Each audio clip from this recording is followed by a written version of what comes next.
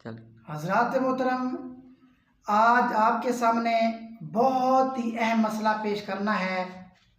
वो मसला ये है कि मोबाइल से अगर कोई शख्स कुरान करीम वाला सजदा यानी कुरान करीम सुनता है मोबाइल पर, उसमें सजदे वाली आयत करीमा भी आती है, तो क्या उस शख्स पर मोबाइल से कुरान करीम सुनने की वजह से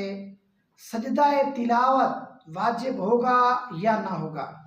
इसी तरह कोई शख्स टेलीविज़न से सजदे वाली आयत करीमा सुनता है, या इसी तरह कोई शख्स रेडियो से सजदे वाली आयत करीमा सुनता है, या इसी तरह कोई शख्स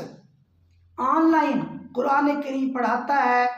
तो उसमें जब बच्चे उसको कुरान करीम सुनाते हैं तो उसमें सजदे वाली आयत करीमा भी पढ़ते हैं, तो क्या इस सूरत में सजदा तिलावत वाजिब होगा या ना होगा। इसी तरह बाद शख्स ऐसे होते हैं कि मोबाइल पर कुरान करीम अपने उस्ताद साहब को सुनाते हैं, तो क्या उस्ताद साहब सजदे वाली आयत करीमा अगर सुनते हैं मोबाइल पर यानी कॉल की सूरत में, तो सजदा तिलावत वाजिब होगा या ना होगा। इसी तरह उस्ताद साहब या कुछ बच्चा जो कोई बच्चा मोबाइल पर मोबाइल कॉल की सूरत में अपने उस्ताद साहब को कुरान करीम सुना रहा हो, साथ बैठा कोई शख्स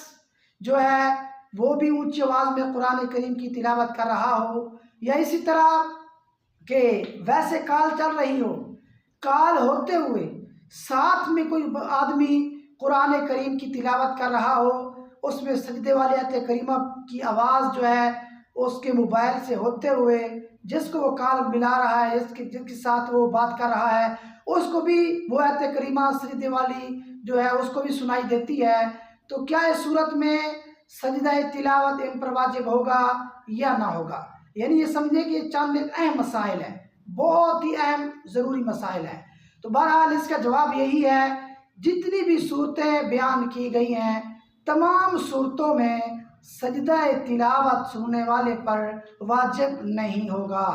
यानी वो मोबाइल पर कॉल सुनते हुए आयत करीमा सजदे वाली सुने,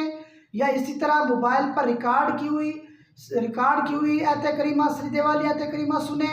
या इसी तरह रेडियो पर से सुनता है, या इसी तरह टेलीविज़न से सुनता है, तो इन सूरतों में सजदा तिलावत उस पर वाजिब नहीं होता। और ये मसला फतावा उबैदिया सफ़ा नंबर 297 पर मौजूद है। खालिक के कायनात हमें सही तरीके से मसाइल सीखने की, समझने की और अमल करने की और दूसरों तक पहुँचाने की तौफीक अता फरमाए। आमीन या रब्बल आलमीन।